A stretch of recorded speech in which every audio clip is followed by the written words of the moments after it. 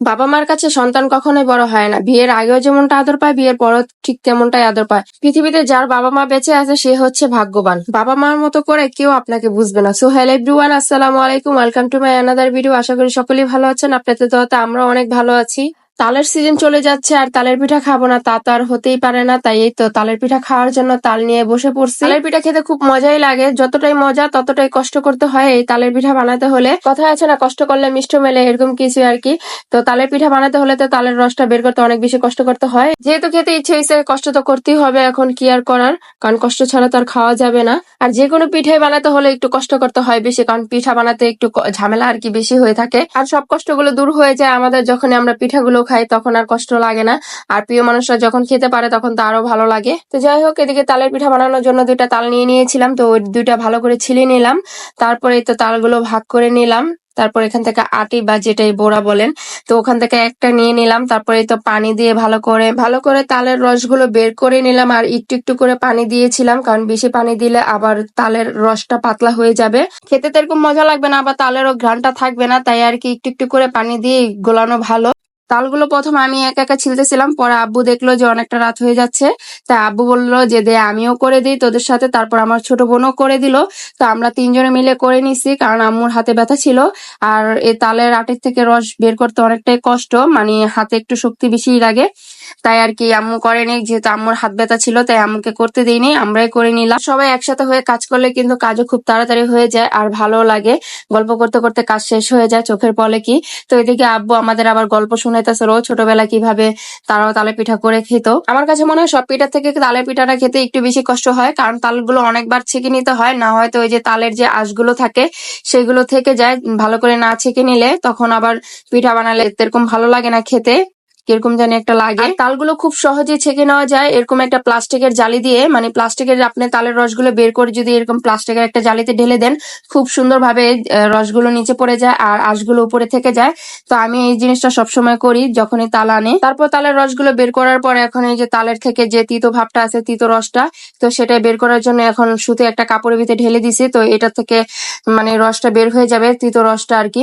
তো এদিকে আমরা এটা দেখে বলতেছিলাম যে তালগুলো বের হয়ে যাচ্ছে, তো এদিকে আব্বু আম্মু বলতেছিল না এগুলো তো তালের যে তিতো ভাব সেই রসটাই বের হচ্ছে, তো এগুলো থাকলে নাকি পিঠা বা ক্ষীর যেটাই রান্না করা হয় তো সেটা নাকি খেতে ভালো লাগে না, তিতা তিতা লাগে।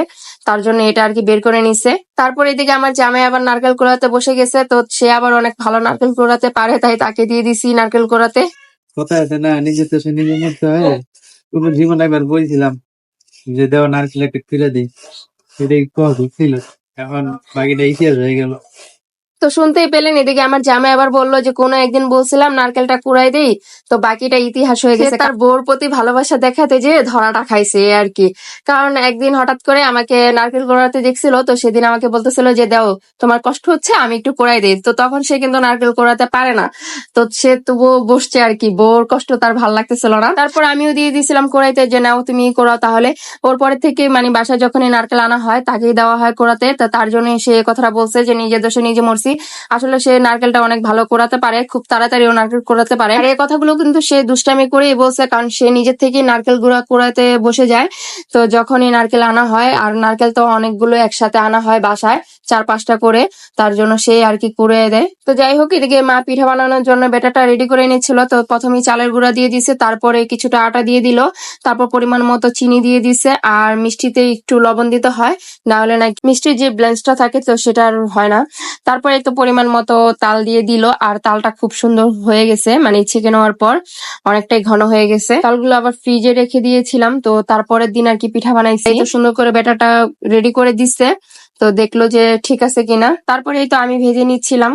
তো ডুবা তেলে এগুলো ভেজে নিলে খুব সুন্দর হয় পিঠাগুলো। বাবা মার কাছে সন্তান কখনোই বড় হয় না। বিয়ের আগে যেমন আদরটা পায় বিয়ের পর ঠিক তেমনটাই আদর পায়। ছোটকালে আব্বুর কাছে যে জিনিসই খেতে চেতাম বা যে জিনিসই চেতাম সেটার সাথে সাথে এনে দিত, এখনো সেম জিনিসটাই করে। এত বড় হয়ে গেছি তবুও। তাল আনার আগের দিন রাত্রে বেলা আমি আর আম্মু বলতেছিলাম যে তাল মনে হয় বের হয়েছে, তালের পিঠা খেতে হবে। শুধু আব্বু এ কথাটাই শুনছে। তারপরের দিন সকালবেলা আব্বু তাল নিয়ে চলে আসে। তারপর তাল এনে বলতেছিল যে তুই তো তালের পিঠা খেতে চাইছিস, তার জন্য তাল নিয়ে আসছি। তো আমি কিন্তু আমার আব্বুকে বলিও নাই যে তালের পিঠা খাবো, কিন্তু আমার আব্বু ঠিকই বুঝে গেছে যে আমি মনে মনে তালের পিঠা খেতে চেয়েছিলাম। আসলে বাবা মার কাছে কখনো মুখ ফুটে কথা বলতে হয় না, তারা মনের কথাগুলো এভাবেই বুঝে যায়। তার জন্য বললাম, যার পৃথিবীতে বাবা মা বেঁচে আছে তার মতো ভাগ্যবান আর কেউই নেই। আর এই তো আপনাদের সাথে কথা বলতে বলতে পিঠাগুলো আমার ভাজা শেষ হয়ে গেছে, তো পিঠাগুলোর কালার অনেক সুন্দর চলে আসছে, আর খেতে অনেক বেশি মজা হয়েছিল। তো আজকের মতো এদিকে বিদায় নিচ্ছি, দেখা হবে নতুন ভিডিওতে। ভিডিওটি ভালো লাগলো অবশ্যই লাইক কমেন্ট শেয়ার করে দিবেন। সকলে ভালো থাকবেন, আল্লাহ হাফেজ।